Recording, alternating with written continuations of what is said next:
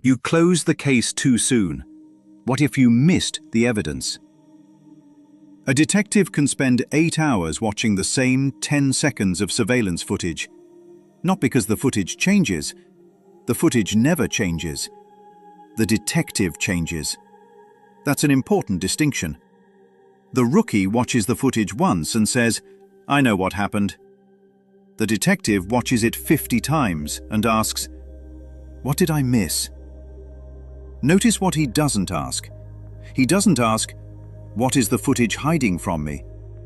The footage isn't hiding anything. The footage simply records. It doesn't testify. It doesn't argue. It doesn't defend itself. It doesn't explain itself. The most reliable witness in the room never says a word. It simply remains what it is. And that's why detectives trust it. A detective once noticed a missing light bulb. Another noticed an empty picture frame. To everyone else, these details were meaningless. To the detective, they were evidence. The question wasn't, "What am I looking at?" The question was, "What is everyone else not seeing?" That's where investigations begin. Not with what is obvious, with what is overlooked. One case involved a man who discovered that his wife had been involved with another man during a period of separation. He became obsessed. He printed emails. He drove more than 300 miles. He removed a light bulb from outside a house so he could hide in the darkness. Eventually, he murdered the man. Most people look at the murder. The detective looks at everything that came before it. The drive, the emails, the obsession, the thought, the story, the meaning, the frame. Because the event is never the beginning, the event is the end, the visible part.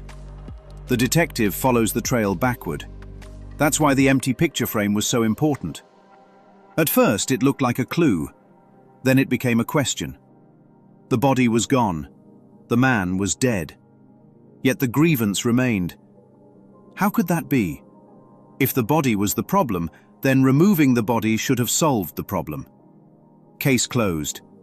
Yet the story continued. The anger continued. The running continued. That's when the detective realizes something. The body wasn't carrying the whole burden. Something else was operating. Something deeper. The image, the meaning, the interpretation, the story attached to the image. Even the empty frame was still speaking. Not because the frame contained anything, because the mind did. That's what makes grievances so strange. Over time, the evidence fades, the details blur, the memories shift, the story gets rewritten.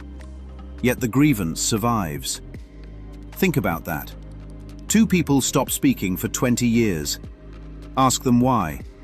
Sometimes neither one can clearly explain what happened anymore. The evidence is gone. The verdict remains. How can the verdict survive when the evidence has disappeared? That's a detective question. The same thing happens with memory. A detective trusts surveillance footage because it never changes. But memory changes every time it is replayed. The footage doesn't drift. The footage doesn't become a legend. The footage doesn't embellish itself. Memory does. The detective watches the same footage over and over because he trusts it more than he trusts his first interpretation of it. What if we approached our grievances the same way? What if the problem isn't that truth is hiding? What if the problem is that we're no longer looking at the evidence? A detective doesn't ask, "What is the footage hiding from me?"